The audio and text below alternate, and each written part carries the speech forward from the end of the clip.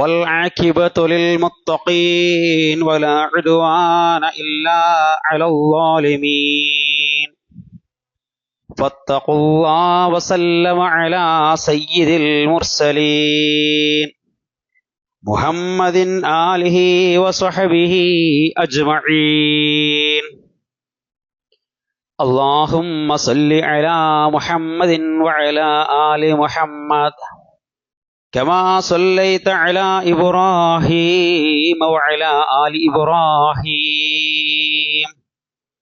إنك حميد مجيد اللهم بارك على محمد وعلى آل محمد كما باركت على إبراهيم وعلى آل إبراهيم إنك حميد مجيد أما بعد أعوذ بالله من الشيطان الرجيم يا أيها الذين آمنوا اتقوا الله حق تقاته ولا تموتن إلا وأنتم مسلمون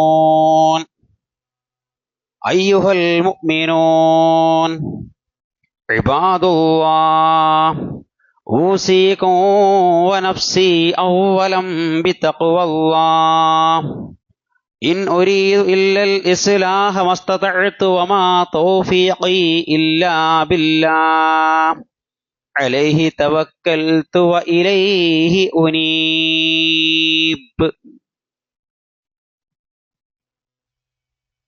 ബഹുമാന്യരായ സഹോദരി സഹോദരന്മാരെ, പ്രിയപ്പെട്ട സത്യവിശ്വാസി വിശ്വാസിനികളെ,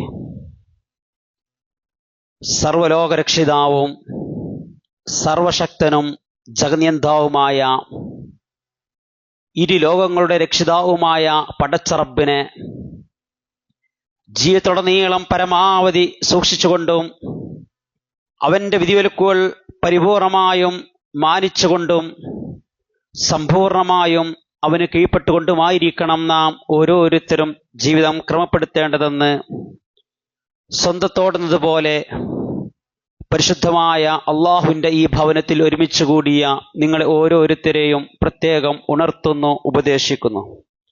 അപ്രകാരം ഈ ഈമാൻ ഉൾക്കൊണ്ട് തഖ്വയോടുകൂടി ജീവിച്ച് മരിക്കുന്ന യഥാർത്ഥ മുത്തഖീങ്ങളുടെ കൂട്ടത്തിൽ നാഥൻ നമ്മെ ഏവരെയും ഉൾപ്പെടുത്തി അനുഗ്രഹിക്കുമാറാവട്ടെ. ആമുഖമായി ഞാൻ നിങ്ങളുടെ മുമ്പിൽ ഓതി കേൾപ്പിക്കപ്പെട്ട വചനം സർവസാധാരണയായി നാം കേൾക്കാറുള്ള വചനം തന്നെയാണ്. ഖതീബ് മിമ്പറിൽ വെച്ച് ആമുഖമായി ഓതാറുള്ള ഒരു വചനം കൂടി ആണിത്. ഇൻഷാ അല്ലാഹ് ഇന്നത്തെ ഖുത്ബയിലൂടെ നാം ചർച്ച ചെയ്യാൻ ഉദ്ദേശിക്കുന്നതും ഈ ആയത്തും ഈ ആയത്തിൻ്റെ പരിധിയിൽ വരുന്ന നമ്മുടെ ജീവിത തഖ്വ സംബന്ധമായ കാര്യങ്ങളെ സംബന്ധിച്ചുമാണ്. പ്രിയപ്പെട്ടവരെ, വിശുദ്ധ ഖുർആൻ പല സ്ഥലത്തും ഊന്നിപ്പറഞ്ഞ ഒരു കാര്യമാണ് തഖ്വ എന്നുള്ളത്. പ്രവാചക തിരുമേനി സല്ലല്ലാഹു അലൈഹി വസല്ലമ തൻ്റെ ഏതൊരു പ്രസംഗത്തിൻ്റെ ആമുഖത്തിലും ആരംഭത്തിലും അതുപോലെ തന്നെ ജനങ്ങളെ അഭിമുഖീകരിച്ച് സംസാരിക്കുന്ന സന്ദർഭങ്ങളിലും വേളകളിലുമെല്ലാം അതിൻ്റെ ആരംഭത്തിൽ പറയാറുള്ള കാര്യമാണ് തഖ്വ കൊണ്ടുള്ള ഉപദേശം എന്നുള്ളത്. സത്യത്തിൽ എന്താണ് തഖ്വ എന്ന് നാം മനസ്സിലാക്കേണ്ടതുണ്ട്. തഖ്വ എന്ന് പറഞ്ഞാൽ നമ്മുടെ ജീവിതത്തിൻ്റെ നിഖില മേഖലകളിലും നാം അനുവർത്തിക്കേണ്ട, അനിവാര്യമായും കാത്തു സൂക്ഷിക്കേണ്ട ഘടകമാണ് എന്ന് നമുക്കറിയാം. എന്നാൽ അത് ഒരുപാട് ആശയം നൽകുന്ന നമ്മുടെ ജീവൽ സംബന്ധമായ ഒരു കാര്യം കൂടി ആണ് എന്ന് നാം തിരിച്ചറിയേണ്ടതുണ്ട്. മതത്തിൽ തഖ്വ എന്ന് പറഞ്ഞാൽ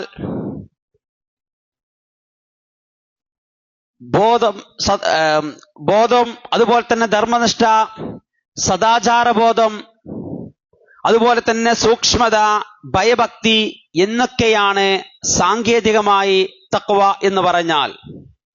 അതായത് അള്ളാഹുവിനെ ഭയപ്പെട്ടുകൊണ്ട് അവന്റെ വിധിവിലക്കുകൾ ജീവിതത്തിൽ കൃത്യമായി പാലിക്കുക, മാനിക്കുക എന്നതാണ് തഖ്വ എന്നതുകൊണ്ട് ഉദ്ദേശിക്കുന്നത്. എന്ന് പറഞ്ഞാൽ ഒരു മനുഷ്യന്റെ, ഒരു മുസ്ലിമിന്റെ ഐഹികവും പാരിത്രികവുമായ ജീവിതത്തിന്റെ അടിത്തറയാണ് തഖ്വ എന്നുള്ളത്. പ്രിയപ്പെട്ടവരെ, നമുക്കറിയാം പരിശുദ്ധമായ നമ്മുടെ ഇസ്ലാം കൃത്യമായി നമുക്ക് വ്യവച്ഛേദിച്ച് തന്ന് പഠിപ്പിച്ചതാണ് നന്മയെന്ത്, തിന്മയെന്ത്, ശരിയേത്, തെറ്റേത്, നല്ലതേത്, ചീത്തയേത് എന്നിങ്ങനെ കൃത്യമായി വ്യക്തമായി നമുക്ക് പഠിപ്പിച്ചു തന്നിട്ടുണ്ട്. അങ്ങനെ അത്തരത്തിൽ അള്ളാഹുവിന്റെ വിധിവിലക്കുകൾ ആരും തന്നെ കാണുന്നില്ല എങ്കിലും ലോകത്തിന്റെ നിരീക്ഷകനായ പടച്ച റബ്ബ് തമ്പുരാൻ തന്നെ നിരീക്ഷിക്കുന്നുണ്ട്, തന്നെ കാണുന്നുണ്ട് എന്ന ബോധത്തോടും ചിന്തയോടും കൂടി ഏതൊരു അവസര സാഹചര്യങ്ങളിൽ നിന്നും മാറി നിന്നുകൊണ്ട് പടച്ച റബ്ബിനെ സൂക്ഷിച്ചുകൊണ്ട് ജീവിക്കുക എന്നതാണ് ഒറ്റ വാക്കിൽ തഖ്വ എന്ന് പറഞ്ഞാൽ. നോക്കൂ നിങ്ങൾ, കല്ലും മുള്ളും മൂർഖൻ പാമ്പുമെല്ലാം വാഴുന്ന ഒരു വഴികളിലൂടെ നമ്മോട് ആരെങ്കിലും നടക്കാൻ ആവശ്യപ്പെട്ടാൽ, പോകാൻ ആവശ്യപ്പെട്ടാൽ വളരെ ജാഗ്രതയോടുകൂടിയും സൂക്ഷ്മതയോടുകൂടിയുമായിരിക്കും നാം ഓരോ കാലടിയും മുന്നോട്ട് വെക്കുക. എന്തുകൊണ്ടാണ്? നമുക്ക് അപകടം പിണയാതിരിക്കാൻ വേണ്ടി, അപകടം പറ്റാതിരിക്കാൻ വേണ്ടി. ഇതുപോലെ അക്രമങ്ങളും അധർമ്മങ്ങളും അനാചാരങ്ങളുമെല്ലാം വായുന്ന, കൊടികുത്തി വായുന്ന ഒരു വർത്തമാന കാലഘട്ടത്തിലാണ് നാം ജീവിക്കുന്നത്. ഇവിടെ അത്തരത്തിലുള്ള അധാർമികമായ പ്രവർത്തനങ്ങളിലേക്ക് പെടാതെ ജീവിക്കുക എന്നതാണ് തഖ്വ കൊണ്ട് ഉദ്ദേശിക്കുന്നത്. പ്രിയപ്പെട്ടവരെ, ഇതുമായി ബന്ധപ്പെട്ട് രണ്ട് ചരിത്ര സംഭവങ്ങൾ ഞാൻ നിങ്ങളുടെ ശ്രദ്ധയിൽപ്പെടുത്തുകയാണ്. ഈ വിഷയവുമായി ബന്ധപ്പെട്ട് അതിന്റെ ആകത്തുക ഈ ഒരു ഉദാഹരണത്തിലൂടെ നമുക്ക് മനസ്സിലാക്കാൻ സാധിക്കും. ഒന്ന്, മഹാനായ അമീറുൽ മുഅ്മിനീൻ ഉമറുൽ ഫാറൂഖ് റളിയല്ലാഹുവിന്റെ കാലഘട്ടത്തിലാണ്. അദ്ദേഹം ഖലീഫയായി അദ്ദേഹത്തിന്റെ ഖിലാഫത്തിന്റെ കാലഘട്ടത്തിൽ നടന്ന ഒരു സംഭവമാണ്. മഹാനായ ഭരണകർത്താവായ അമീറുൽ മുഅ്മിനീനായ ഉമറുൽ ഫാറൂഖ് റളിയല്ലാഹു അൻഹു തന്റെ പ്രജകളുടെ ക്ഷേമം അന്വേഷിക്കുന്നതിനു വേണ്ടിയും അറിയുന്നതിനു വേണ്ടിയും പ്രച്ഛന്നവേഷനായിക്കൊണ്ട് നടക്കാറുണ്ടായിരുന്നു. അങ്ങനെ ഒരിക്കൽ പ്രച്ഛന്നവേഷധാരിയായ ഉമറുൽ ഫാറൂഖ് റളിയല്ലാഹു അൻഹു ഒരു തെരുവീഥികളിലൂടെ ഒരു നട്ടപ്പാതിരാ സമയത്ത് പ്രച്ഛന്നവേഷനായിക്കൊണ്ട് നടക്കുന്ന വേളയിൽ ഒരു നട്ടപ്പാതിരാ സമയമാണ്. ഒരു കുഞ്ഞു വീടുകളിൽ നിന്ന്, ഒരു കുഞ്ഞു വീട്ടിൽ നിന്ന് ഒരു ഉമ്മയും മകളും നടക്കുന്ന സംഭാഷണം മഹാനായ ഖലീഫ ഉമറുൽ ഫാറൂഖ് റളിയല്ലാഹു അൻഹു കേൾക്കുകയാണ്. ഉമ്മയും മകളുമാണ് സംഭാഷണം നടത്തുന്നത്. ഉമ്മ മകളോട് പറയുന്നുണ്ട്, നമ്മുടെ ഏക ഉപജീവന മാർഗമായ ഈ കറവ് പാലിൽ വെള്ളം ചേർക്കാൻ ആവശ്യപ്പെടുന്ന ഉമ്മയും അതിനോട് പ്രതികരിക്കുന്ന മകളുടെ സംസാരവുമാണ് മഹാനായ ഖലീഫ ഉമർ റളിയല്ലാഹു അൻഹു കേൾക്കുന്നത്. ഉമ്മ പറയുന്നുണ്ട് മകളോട്, നമ്മുടെ ഏക സമ്പാദ്യ മാർഗം എന്ന് പറയുന്നത്, നമ്മുടെ ഏക വരുമാന മാർഗം എന്ന് പറയുന്നത്, നമ്മുടെ ഏക ഉപജീവന മാർഗം എന്ന് പറയുന്നത് ഈ ഒരു കറവ് പാല് വിറ്റുകൊണ്ട് അതിൽ ലഭിക്കുന്ന വരുമാനമാണല്ലോ. അതുകൊണ്ട് അതിൽ എത്രത്തോളം വെള്ളം ചേർക്കുന്നുവോ അത്രത്തോളം നമുക്ക് സമ്പാദിക്കാമെന്നാണ് ആ ഉമ്മ മകളോട് ആവശ്യപ്പെടുന്നത്. മകള് പറയുന്നുണ്ട് ആ ഉമ്മയോട്, ഉമ്മ, നമ്മുടെ രാജ്യത്തിന്റെ ഖലീഫ ഉമർ അല്ലാഹു പറഞ്ഞിട്ടില്ലേ, ഇത്തരത്തിൽ ചെയ്യുന്നത് അനീതിയാണ്, അക്രമമാണ്, വഞ്ചനയാണ്, ചതിയാണ്. ഇത് ഉമറിന്റെ നിയമം, ഇസ്ലാമിന്റെ നിയമമല്ലേ, ഇതല്ലേ നമ്മുടെ ഖലീഫ നമ്മോട് ആവശ്യപ്പെടുന്നത്. അപ്പോൾ ആ ഉമ്മ പറയാണ്, ആ മകളോട് പറയാണ്, ഈ നട്ടപ്പാതിരാ സമയത്ത്, ഈ കൂരിട്ടിൽ ഉമർ എങ്ങനെ അറിയാനാണ്? ഉമർ ഈ രാജ്യത്തിന്റെ ഭരണകർത്താവായ, ഭരണാധികാരിയായ ഉമർ എങ്ങനെ അറിയാനാണ് എന്നാണ് ആ ഉമ്മ പറയുന്നത്. മകൾ പറയുന്നുണ്ട്, ശരിയാണ് ഉമ്മ, ഒരുപക്ഷെ ഈ നട്ടപ്പാതിരാ സമയത്ത് നമ്മുടെ ഈ പ്രവർത്തനവും നമ്മുടെ ഈ ചെയ്തികളും ഈ രാജ്യത്തിന്റെ ഭരണകർത്താവായ ഉമർ അറിയണമെന്നില്ല, ഒരുപക്ഷെ ഉമർ അറിയുകയുമില്ല. എന്നാൽ ഇതെല്ലാം അറിയുന്ന, നമ്മെ നിരീക്ഷിക്കുന്ന, രാത്രിയെന്നോ പകലെന്നോ വ്യത്യാസമില്ലാതെ, രഹസ്യമെന്നോ പരസ്യമെന്നോ വ്യത്യാസമില്ലാതെ ഇതെല്ലാം കൃത്യമായി അറിയുന്ന പടച്ച റബ്ബിന്റെ അറിവിൽപ്പെടാതെ ഈ ഒരു പ്രവർത്തനം എങ്ങനെയാണ് ഉമ്മ നമുക്ക് നടത്താൻ കഴിയുക എന്ന് പറഞ്ഞുകൊണ്ട് ആ ഉമ്മയോട് മകള് പറയുകയാണ്, ഇന്ന റബ്ബക ലബിൽ മിർസാദ് എന്നല്ലേ വിശുദ്ധ ഖുർആൻ പറഞ്ഞത്. തീർച്ചയായും നിന്റെ രക്ഷിതാവ് പതിയിരിക്കുന്നവനാണ് എന്നല്ലേ ഖുർആൻ പറയുന്നത്. അതുകൊണ്ട് അള്ളാഹുവിന്റെ അറിവിൽപ്പെടാതെ ഒരു കാര്യം എങ്ങനെയാ ഉമ്മ നമുക്ക് ചെയ്യാൻ സാധിക്കുക എന്നാണ് ആ മകൾ ഉമ്മയോട് സംസാരിക്കുന്നത്. ഇതെല്ലാം പുറത്തുനിന്ന് കേട്ടുകൊണ്ടിരിക്കുകയാണ് ഖലീഫയായ ഉമർ റളിയല്ലാഹു അൻഹു. പ്രിയപ്പെട്ടവരെ, ഞാൻ പറഞ്ഞു വരുന്നത്, ആ നട്ടപ്പാതിരാ സമയത്ത് പോലും, ആരാരും കേൾക്കാനും അറിയാനുമില്ലാത്ത ആ സമയത്ത് പോലും ആ കൊച്ചുമോൾ തന്റെ ഉമ്മയോട് സംസാരിക്കാൻ പ്രേരിപ്പിച്ച ചേതോ വികാരമുണ്ടല്ലോ, അതിന്റെ പേരാണ് തഖ്വ എന്ന് പറയുന്നത്. ഇവിടെ ആരും ശ്രദ്ധിക്കുന്നില്ല, ആരും കാണുന്നില്ല. എല്ലാ അവസരവും അനുകൂലമായിട്ട് പോലും, അങ്ങനെ ഒരു സന്ദർഭം ലഭിച്ചിട്ട് പോലും, തങ്ങളുടെ ഉപജീവന മാർഗമാണ്, സമ്പാദിക്കാനുള്ള മാർഗമാണ്, കൂടുതൽ സമ്പാദിക്കാൻ പറ്റുന്ന ഒരു അവസരമാണ് എന്നൊക്കെ തിരിച്ചറിവുണ്ടായിട്ട് പോലും പടച്ച റബ്ബിനെ മാത്രം ഭയപ്പെട്ടുകൊണ്ട്, അള്ളാഹുവിനെ മാത്രം പേടിച്ചുകൊണ്ട് അത്തരം പ്രവർത്തനത്തിൽ നിന്ന് ആ മകളെ ഉമ്മയെ പിന്തിരിപ്പിക്കുകയും മാറി നിൽക്കുകയും ചെയ്ത ആ ഒരു കാര്യത്തിന് പറയുന്ന പേരാണ് തഖ്വ എന്ന് പറഞ്ഞാൽ. ഇതുപോലെ തന്നെ ഒരു ഉദാഹരണം കൂടെ ഞാൻ നിങ്ങളുടെ ശ്രദ്ധയിൽപ്പെടുത്തുകയാണ്. ഇവിടെയും മഹാനായ ഉമർ റളിയല്ലാഹുവിന്റെ ഖിലാഫത്തിന്റെ കാലഘട്ടത്തിൽ തന്നെയാണ് ഈ സംഭവം നടക്കുന്നത്. മഹാനായ ഉമർ റളിയല്ലാഹു അൻഹു തന്റെ സന്തത സഹചാരിയായ അബ്ദുല്ലാഹി ഇബ്നു ദീനാറുമായി കൊണ്ട് ഒരു സവാരിക്ക് ഇറങ്ങുകയാണ്. ഒരു മരംപാതയിലൂടെ ഒരു കുതിര സവാരി നടത്തുകയാണ്. ആ സന്ദർഭത്തിൽ കുറച്ചകലെ അങ്ങകലെ ഒരു പറ്റും ആടുമായിട്ട് മേച്ച് നടക്കുന്ന ഒരു ആട്ടിടയനെ ഈ മഹാനായ നമ്മുടെ ഖലീഫ ഉമർ റളിയല്ലാഹു അൻഹു കാണുകയാണ്. അദ്ദേഹത്തെ പരീക്ഷിക്കാനെന്നോണം നാം മനസ്സിലാക്കണം, അദ്ദേഹത്തെ പരീക്ഷിക്കാൻ വേണ്ടി മാത്രം ഉമർ റളിയല്ലാഹു ഒരുപാട് കുശലാന്വേഷണങ്ങൾ നടത്തുന്ന സന്ദർഭത്തിൽ അദ്ദേഹത്തോട് പറയുന്നുണ്ട്, ഒരുപാട് ആടുകളുണ്ടല്ലോ, ഇതിൽ ഒരു ആടിന് എനിക്ക് വിലക്ക് നൽകണം, അതിന്റെ വില ഞാൻ താങ്കൾക്ക് നൽകുകയും ചെയ്യാമെന്ന് ആ പാവം ആട്ടിടയനോട് ആ ഉമർ റളിയല്ലാഹു പറയുന്നു. ആ ആട്ടിടയൻ പറയുന്നു, ഇതിന്റെ യജമാനൻ ഞാനല്ല, ഇതിന്റെ ഉടമസ്ഥൻ ഞാനല്ല, ഇതെനിക്ക് ക്രയവിക്രയം നടത്തുവാനോ താങ്കൾക്ക് കച്ചവടം ചെയ്യുവാനോ വിൽപ്പന നടത്തുവാനോ കച്ചവടം ചെയ്യുവാനോ ഉള്ള അർഹതയും അധികാരവും അവകാശവും എനിക്കില്ല, ഇതിന്റെ യജമാനൻ മറ്റൊരാളാണ് എന്ന് ഉമറിനോട് തിരിച്ചു പറയുന്നു. ആ ആട്ടിടയൻ അറിയുന്നില്ല, എന്റെ മുമ്പിൽ നിൽക്കുന്നത് ഈ രാജ്യത്തിന്റെ ഭരണകർത്താവായ, ഭരണാധികാരിയായ, ഖലീഫയായ പ്രിയപ്പെട്ട പ്രവാചകന്റെ അനുചരനായ മഹാനായ ഉമറുൽ ഫാറൂഖ് റളിയല്ലാഹു അൻഹു ആണ് തന്റെ മുമ്പിൽ നിൽക്കുന്നത് എന്ന് ഈ ആട്ടിടയൻ മനസ്സിലാക്കുന്നില്ല, അറിയുന്നില്ല. എന്നിട്ടും ആ ആട്ടിടയൻ പറയുകയാണ്, ഇല്ല, എനിക്കിത് വിൽപ്പന നടത്താനുള്ള അവകാശമില്ല എന്ന്. അപ്പോൾ ഉമർ റളിയല്ലാഹു വീണ്ടും പരീക്ഷിക്കുവാൻ വേണ്ടിയാണ്, പരീക്ഷാർത്ഥമാണ് വീണ്ടും ചോദിക്കുന്നു. നോക്കൂ, ഒരുപാട് ആടുകളുണ്ട്. ഈ മലഞ്ചെരുവിലാണെങ്കിൽ ഒരുപാട് വന്യമൃഗങ്ങളുണ്ട്. ചെന്നായ്ക്കളും കുറുക്കന്മാരുമെല്ലാം വായുന്ന, വിഹാര സഞ്ചാരം നടത്തുന്ന ഒരു തെരുവാണ്, ഒരു മലമ്പാതയല്ലേ ഇത്. അതുകൊണ്ട് താങ്കളുടെ യജമാനൻ എങ്ങനെ അറിയാനാണ്? ഒന്നോ രണ്ട് ആടിനെ നഷ്ടപ്പെട്ടാലും, അത് എങ്ങനെ കുറഞ്ഞു പോയാലും നിന്റെ യജമാനന് എങ്ങനെയാണ് അറിയുക എന്നായിരുന്നു ഉമറിന്റെ ചോദ്യം. അപ്പോൾ ആ ആട്ടിടൻ പറയുന്നുണ്ട്, ശരിയാണ്, താങ്കൾ പറയുന്നത് ശരിയാണ്. എന്റെ യജമാനന് എന്റെ പക്കലുള്ള ഈ ആടിന്റെ എണ്ണം എത്രയെന്ന് കൃത്യമായി അറിയുകയില്ല. 2 3 എന്നല്ല, 5 10 ആട് കുറഞ്ഞു പോയാലും നഷ്ടപ്പെട്ടാലും, ഞാൻ താങ്കൾക്ക് വിലക്ക് നൽകിയാലും ഇല്ലെങ്കിലും ഒരിക്കലും എന്റെ യജമാനൻ അത് അറിയുകയില്ല. പക്ഷേ ഒരു കാര്യമുണ്ട്, ഇതെല്ലാം മറുപടി പറയുന്ന ഒരു ലോകത്തേക്ക്, അനിവാര്യമായ ഒരു ലോകത്തേക്ക് നമ്മൾ മടങ്ങുകയില്ലേ? അവിടെ ഞാൻ കണക്ക് പറയേണ്ടി വരില്ലേ? അവിടെ എന്റെ യജമാനന്റെ മുമ്പിൽ ഞാൻ എന്ത് മറുപടി പറയും?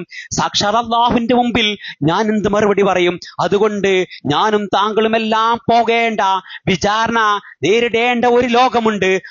ഈ ലോകത്തിനൊരു അധിപനുണ്ട്, ഒരു രക്ഷിതാവുണ്ട്. ആ പടച്ച റബ്ബിന്റെ കണ്ണ് വെട്ടിച്ചുകൊണ്ട് എങ്ങനെയാണ് ഞാൻ താങ്കൾക്ക് നൽകുക? എനിക്ക് എന്റെ യജമാനനെ അല്ല പേടി, മറിച്ച് ഈ ലോകത്തിന്റെ നിരീക്ഷകനായ, ലോകത്തിന്റെ അധിപനായ, ഇരു ലോകങ്ങളുടെയും നാഥനായ പടച്ച റബ്ബിനെയാണ് എനിക്ക് പേടി. ആ റബ്ബിനെ മാത്രം ഭയപ്പെട്ടുകൊണ്ടാണ് ഇത്തരം കാര്യത്തിൽ നിന്ന് ഞാൻ മാറി നിൽക്കുന്നത് എന്നായിരുന്നു ആ കേവലം ആട്ടിടനായ ആ ഒരു മനുഷ്യൻ ഈ ഉമർ അല്ലാഹുവിനോട് പറഞ്ഞത്. പ്രിയപ്പെട്ടവരെ, ഞാൻ പറഞ്ഞു വരുന്നത്, ഇങ്ങനെ അവരെ അത്തരം അവസരം ലഭിച്ചിട്ടും സാഹചര്യം ലഭിച്ചിട്ട് പോലും അതിൽ നിന്ന് മാറി നിർത്താനും മാറ്റി നിർത്താനും മാറ്റി ചിന്തിപ്പിക്കാനും സാധ്യമാകുന്ന ആ ഘടകമുണ്ടല്ലോ, പ്രേരിതമായ ആ ചേതോ വികാരമുണ്ടല്ലോ, അതിന്റെ പേരാണ് തഖ്വ എന്ന് പറഞ്ഞാൽ. ഇവിടെയാണ് നാം മനസ്സിലാക്കേണ്ടത്. തഖ്വ നഷ്ടപ്പെട്ടു കഴിഞ്ഞാൽ ഇഖ്ലാസ് നഷ്ടപ്പെടും. തഖ്വയും ഇഖ്ലാസും ഇല്ലാത്തവന്റെ പ്രവർത്തനം വെറും പ്രഹസനമായി മാറും എന്നുള്ളതാണ്. അതെ, വെറും പ്രഹസനമായി തീരും, അതൊരു യാന്ത്രികമായിരിക്കും എന്നുള്ളതാണ്.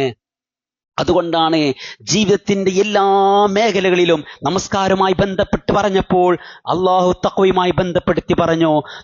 സകാത്തുമായി പറഞ്ഞപ്പോഴും നോമ്പുമായി ബന്ധപ്പെട്ട് പറഞ്ഞപ്പോഴും ഇങ്ങനെ ഇസ്ലാമിന്റെ ഏത് മേഖലകളിലും ഒരു മുസ്ലിം പ്രവർത്തിക്കുമ്പോൾ ശ്രദ്ധിക്കേണ്ട കാര്യമാണ് തഖ്വ എന്ന് അടിവരിട്ടുകൊണ്ട് ഇസ്ലാം നമ്മെ പഠിപ്പിക്കുന്നുണ്ട്. നോക്കൂ നിങ്ങൾ, ഇസ്ലാമിക പഞ്ചസ്തംഭങ്ങളിൽ 5ാമത്തെ സ്തംഭമായി നിലകൊള്ളുന്നത് പരിശുദ്ധമായ ഹജ്ജല്ലേ.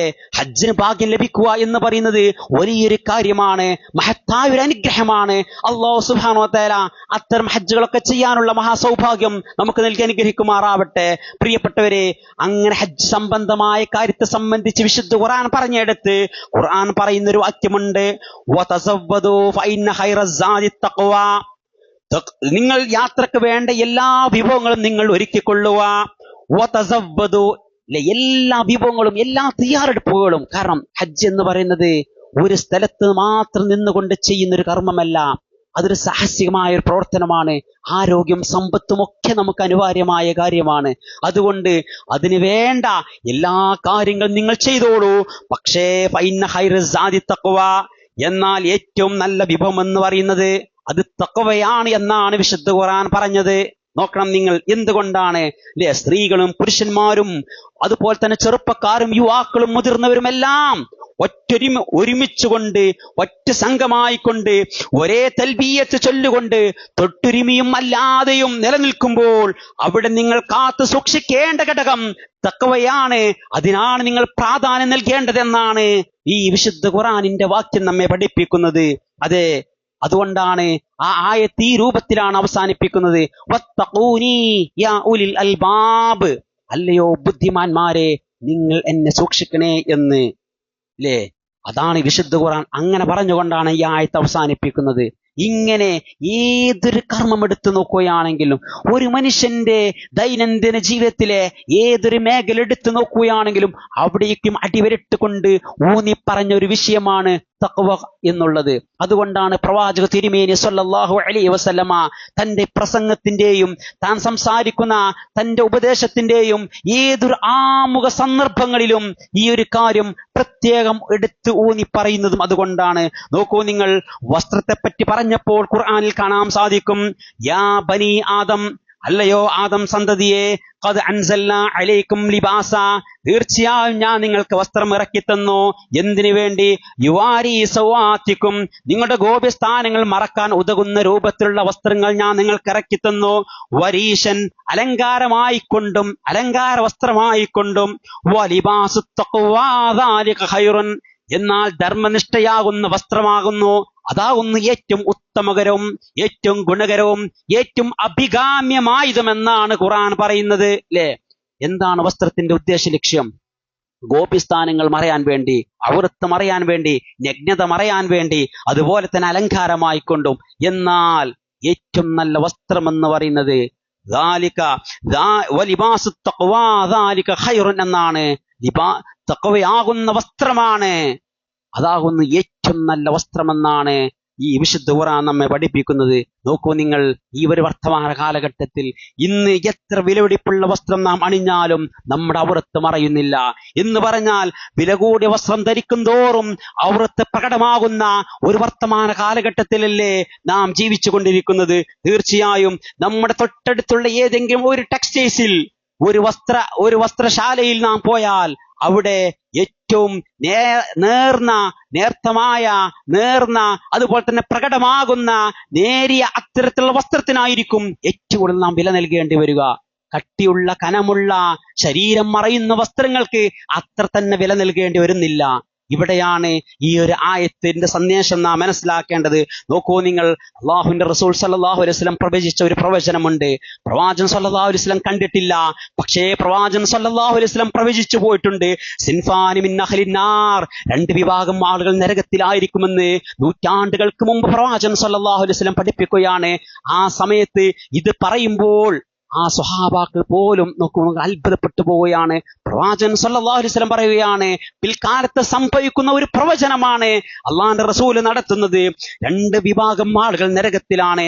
ഒന്ന്, ക്രൂരന്മാരായ തന്റെ പ്രജകളെയും തന്റെ അടിമകളെയും ക്രൂരമായി മർദ്ദിക്കുന്ന, അടിക്കുന്ന, അവരോട് ക്രൂരമായ സ്വഭാവത്തിലോടുകൂടി വർത്തിക്കുന്ന അത്തരം ഭരണകർത്താക്കളെ കുറിച്ചാണെങ്കിൽ, രണ്ടാമത് പറഞ്ഞത് വനിസാഉൻ, ഒരു വിഭാഗം സ്ത്രീകളാണ്. എന്താണ് ആ സ്ത്രീകളുടെ പ്രത്യേകത? കാസിയാത്തുൻ, വസ്ത്രധാരികളായ സ്ത്രീകളാണ്. ആരിയാത്തും, പക്ഷേ അവർ നഗ്നകളാണ്. അവർ വസ്ത്രം ധരിച്ചിട്ടുണ്ട്, ആ വസ്ത്രം അവരുടെ ഔറത്ത് മറക്കുന്നില്ല, ആ വസ്ത്രം മുഖേന അവരുടെ ഔറത്ത് മറയുന്നില്ല. മായിലാത്തുൻ മുമീലാത്തും, ചാഞ്ഞും ചെരിഞ്ഞും നടക്കുന്ന സ്ത്രീകളാണ്. റൂസഉന്ന കഅസ്മത്തിൽ ബുഖ്ത്, ഒട്ടകത്തിന്റെ പൂഞ്ഞ് പോലെ ആയിരിക്കും അവരുടെ തല എന്നാണ് പ്രവാചകൻ സല്ലല്ലാഹു അലൈഹി വസല്ലം പറഞ്ഞത്. ഇന്ന് നോക്കൂ നിങ്ങൾ, എല്ലാ കാര്യങ്ങൾക്കും വസ്ത്രം, തട്ടം അഴിച്ചു വെക്കുന്നത് പുരോഗമനമായി കാണുന്ന ഒരു കാലഘട്ടത്തിലാണ് നാം ജീവിക്കുന്നത്.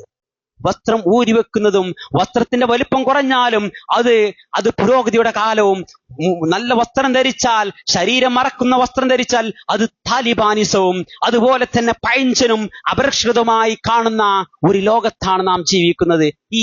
ഈ ഹദീസിന്റെ ആശയം ഈ ഒരു കാലത്തിൽ നിന്നുകൊണ്ട് നമുക്ക് ചിന്തിച്ചാൽ അത് നമുക്ക് അത്ഭുതമില്ല എന്നുള്ളതാണ്.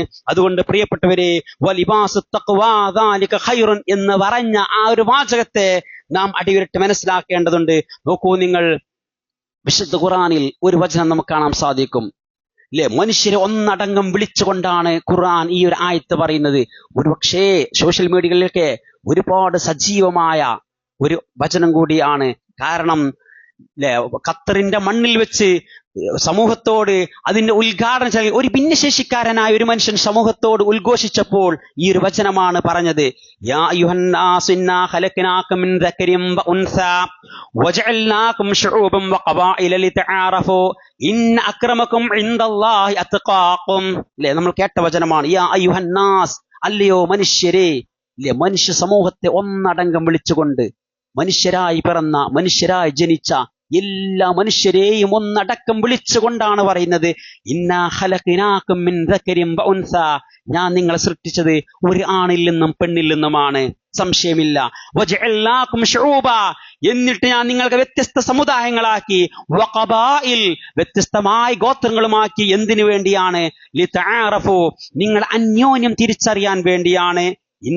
എന്നിട്ട് പറയുകയാണ്, ഇൻ അക്രമക്കും ഇൻദല്ലാഹി അത്ഖാക്കും, എന്നാൽ നിങ്ങളിൽ ഏറ്റവും ഉത്തമരെന്ന് പറയുന്നത് അള്ളാഹുവിന്റെ അടുക്കൽ. ഇൻ അക്രമക്കും, നിങ്ങൾ ഏറ്റവും ഉത്തമരെന്ന് ആദരണീയരെന്ന് പറയുന്നത് ആരുടെ അടുക്കൽ? ഇൻദല്ലാഹ്, അള്ളാഹുവിന്റെ അടുക്കൽ. അതാരാണ്? അത്ഖാക്കും, നിങ്ങളിൽ സൂക്ഷ്മത പുലർത്തുന്നവരാണ് എന്നുള്ളതാണ്. അല്ലെ, സൂക്ഷ്മത പുലർത്തുന്നവരാണ് എന്നുള്ളതാണ്. അതാണ് അള്ളാഹുവിൽ ഏറ്റവും ആദരിക്കപ്പെടുന്നവർ എന്നാണ് വിശുദ്ധ ഖുർആൻ പറഞ്ഞത്. അതല്ലാതെ സമൂഹത്തിൽ ഒരുപാട് സ്ഥാനമാനങ്ങൾ ഉള്ളത് കൊണ്ടോ, സ്വത്തും സമ്പാദ്യമുള്ളത് കൊണ്ടോ, തറവാടിത്തമുള്ളത് കൊണ്ടോ അതൊക്കെ വേണം, അതൊക്കെ ദുന്യാവിൽ മാത്രമാണ്. പക്ഷേ അള്ളാഹുവിൽ പരിഗണിക്കുക, അള്ളാഹു നമ്മെ ആദരിക്കുക, അള്ളാഹുവിൽ സ്വീകാര്യമായി തീരുക എന്ന് പറയുന്നത് അവരുടെ ഹൃദയത്തിന്റെ ആ ഒരു സംശുദ്ധമായ ഹൃദയമാണ് എന്നുള്ളതാണ് വിശുദ്ധ ഖുർആൻ നമ്മെ പരിചയപ്പെടുന്നത്.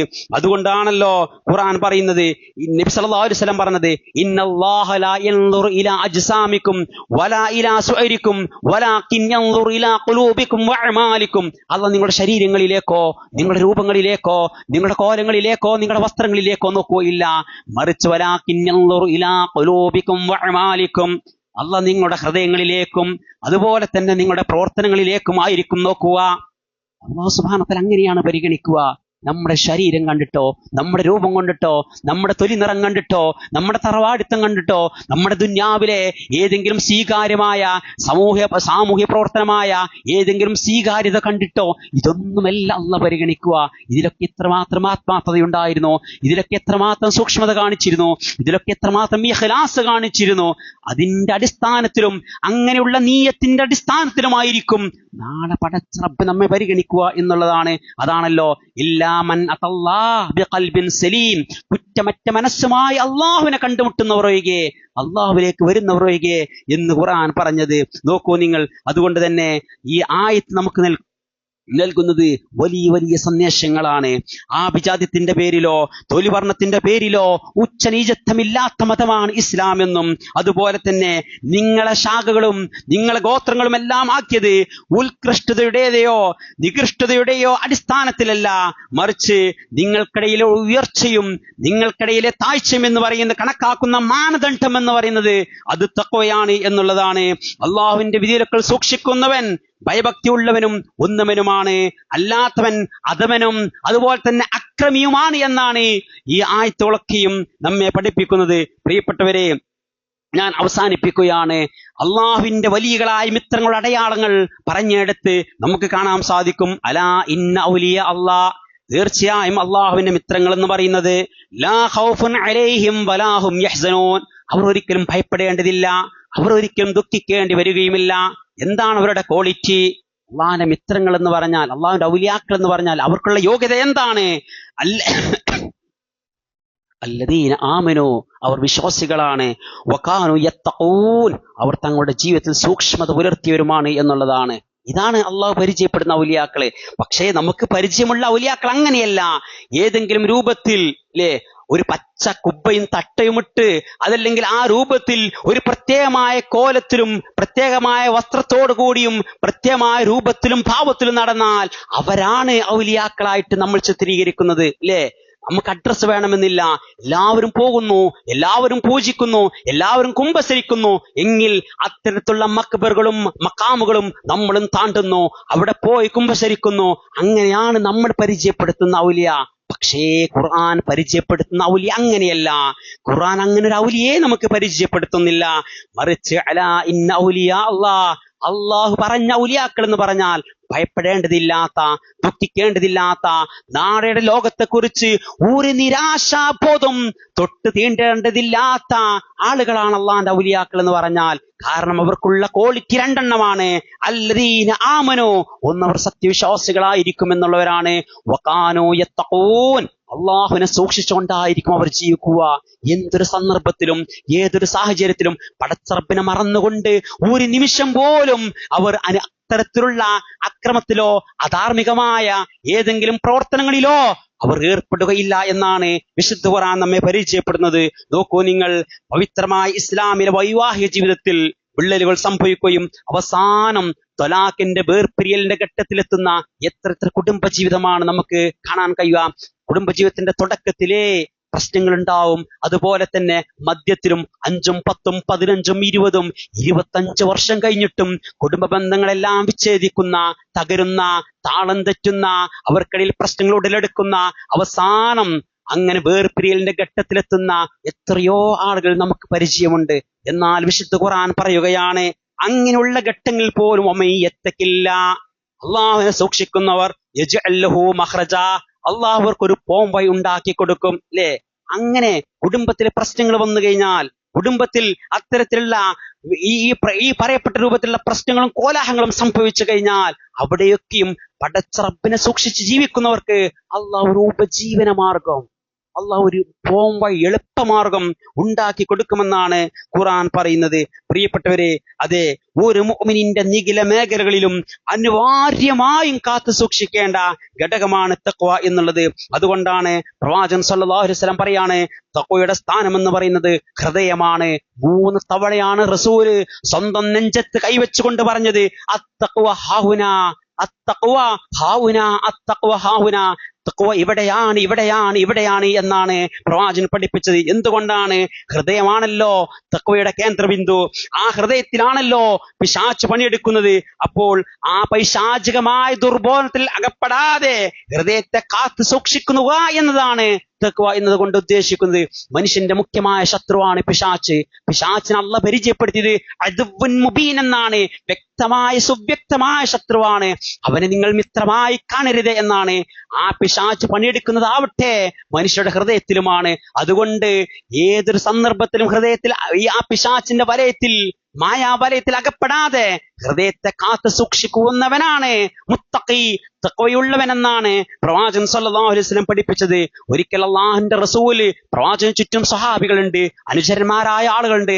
ആ സമയത്ത് പ്രവാചകൻ സല്ലല്ലാഹു അലൈഹി വസല്ലം പറയുന്നുണ്ട്, അക്സറു മാ യുദ്ഖിലുൻ നാസൽ ജന്ന, മിക്ക ആളുകളെയും സ്വർഗത്തിലേക്ക് അടുപ്പിക്കുന്ന ഒരു കാര്യം ഞാൻ നിങ്ങൾക്ക് പറഞ്ഞു തരട്ടെയോ? അതെന്താണ്? തഖ്വല്ലാഹ്, അള്ളാഹിനെ സൂക്ഷിക്കുക എന്നുള്ളതാണ്. വഹുസ്നുൽ ഖുൽഖ്, സൽസ്വഭാവത്തോടുകൂടി പെരുമാറുക എന്നുള്ളതാണ്. മിക്ക ആളുകളെയും സ്വർഗത്തിലേക്ക് അടുപ്പിക്കുന്ന കാര്യമാണ് തഖ്വ. മനുഷ്യൻ ഹൃദയത്തിൽ തഖ്വയുണ്ടോ, അവന് ഈമാനുണ്ടോ, അതുപോലെ തന്നെ ഇഖ്ലാസ് ഉണ്ടോ? ഉണ്ട് എങ്കിൽ സ്വാഭാവികമായും അത് വിശ്വാസത്തിന്റെ ലക്ഷണമാണ്.